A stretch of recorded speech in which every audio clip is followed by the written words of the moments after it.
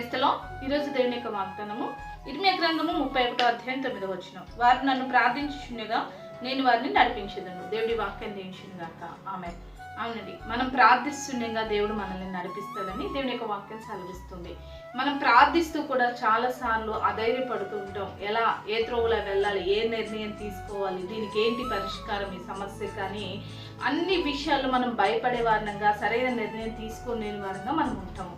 కానీ నువ్వేదైతే ప్రార్థిస్తూ ఉంటావో దేవుని సన్నిధిలో, మరి నీవున్న ప్రతి పరిస్థితిలో కూడా సరైన మార్గంలో నన్ను నడిపించాయా, సరైన నిర్ణయం తీసుకున్నట్టుకు నువ్వు నాకు సహాయం చేయడయ్యా, సరైన పరిష్కారం నాకు దయచేయండి ప్రభు అని నువ్వు కనుక ప్రార్థన చేస్తే దేవుని యొక్క వాక్యం సెలవిస్తుంది, వారు నాకు ప్రార్థిస్తుండగా నేను వారిని నడిపిస్తాను అనేసి.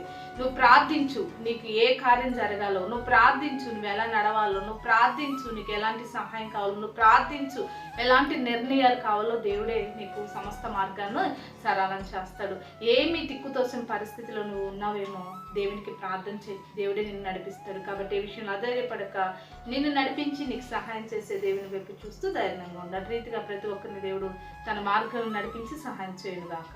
ఆమేన్. ప్రార్థన చేసుకుందామండి. సకల ఆశీర్వాదాలకు కారణభూతమైన మా ప్రియ పరలోకపు తండ్రి, యొక్క ప్రార్థనలు ఇప్పిస్తున్న ప్రతి బిడ్డను జ్ఞాపకం చేసుకొని ప్రభా, ఏం చేయాలో దిక్కుతోచిన పరిస్థితుల్లో నీ బిడ్డలు ఉండగా అన్ని విషయాల్లో ప్రార్థించి నీ చేత నడిపించబడే కృప ప్రతి ఒక్కరికి దయచేయమని యేసుక్రీస్తు నామములో ప్రార్థిస్తున్నాం తండ్రి. ఆమేన్.